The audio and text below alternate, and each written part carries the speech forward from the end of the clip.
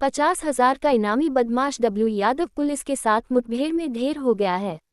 विकास शाह उर्फ राकेश की हत्या होने के बाद केंद्रीय मंत्री सह बेगूसराय सांसद गिरिराज सिंह पीड़ित परिवार से मिलने गए थे और पुलिस को फटकार भी लगाया था। इसके बाद से ही पुलिस हरकत में आ गई थी और लगातार डब्ल्यू यादव की तलाश कर रही थी। नोएडा एसटीएफ और बिहार एसटीएफ की जॉइंट ऑपरेशन में डब्ल्यू यादव की मौत की खबर। सूत्रों की माने तो हापुड़ के सिंभावली थाना क्षेत्र में हुआ था मुठभेड़।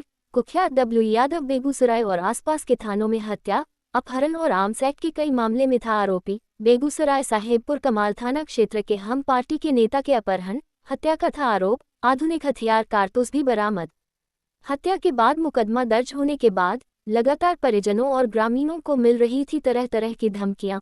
पोस्टमार्टम होने के बाद गांव में जैसे ही विकास का शव आया तो उसे देखने के लिए लोगों की भारी भी जमा हो गई थी। परिजन रोते बिलखते हुए लगातार यह कह रहे थे कि एक एक करके सबका बारी बारी से नंबर आएगा। बेगूसराय सहित अन्य थानों में लगभग 24 मुकदमे डब्ल्यू यादव के ऊपर दर्ज हैं। एसटीएफ की गोली लगने से हुई मौत। साहेबपुर कमाल थाना क्षेत्र में मचा रखा था आतंक। कई सालों से पुलिस कर रही थी तलाश। हम पार्टी के प्रखंड अध्यक्ष को डब्ल्यू यादव अपने दर्जनों सहयोगियों के साथ हथियार के बल पर उसके घर से अपहरण कर लिया था और उसके बाद उसकी हत्या कर दियारा में शव को मिट्टी के नीचे दबा दिया था। काफी मशक्कत के बाद पुलिस को शव मिली थी, जिसके बाद से पूरे इलाके में कोहराम मच गया था। गुप्त सूचना के आधार पर उत्तर प्रदेश के हापुड़ में छिपे होने की सूचना मिली थी। ये करके लोग चाह रहे हैं कि अपराधी को जो है कड़ी से कड़ी कार्रवाई होगी अपराधी को।